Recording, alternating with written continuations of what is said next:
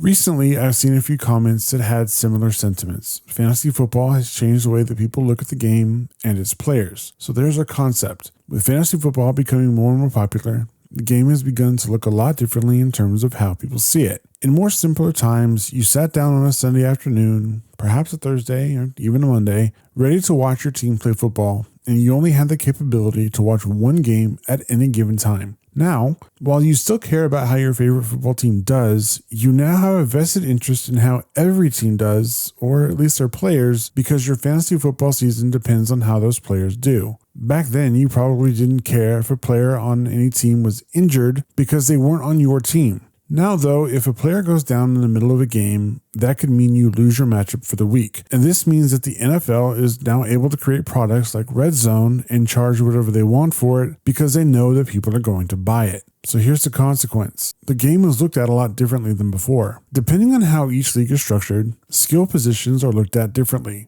For example, if the points lean more toward running the ball, wide receivers aren't going to be seen as that valuable, and the inverse is true for a pass-heavy league. Now, it no longer matters if a quarterback wins or loses in a game, because if they put up points for you, you simply don't care. I'll give you a personal example. This past week, I had Justin Herbert on my bench and Baker Mayfield as my starter. Both teams lost their respective games. Now, while Mayfield got me 19 points, Herbert, in a losing effort, would have gotten me 51. It didn't matter if their teams won or lost. But here, I think, is the ultimate consequence. The NFL has found a new way to generate revenue and is using that to take more of your money. But I think there's an even deeper and perhaps darker consequence that deserves its own episode. The increase in sports betting and how fans feel that affects the game and the officiating. But that's for another time. For now, let me know your thoughts on fantasy football and its effect on the game and how you see it. And let me know what other concepts you'd like me to cover in future episodes. I'd love to hear your ideas. Until next time,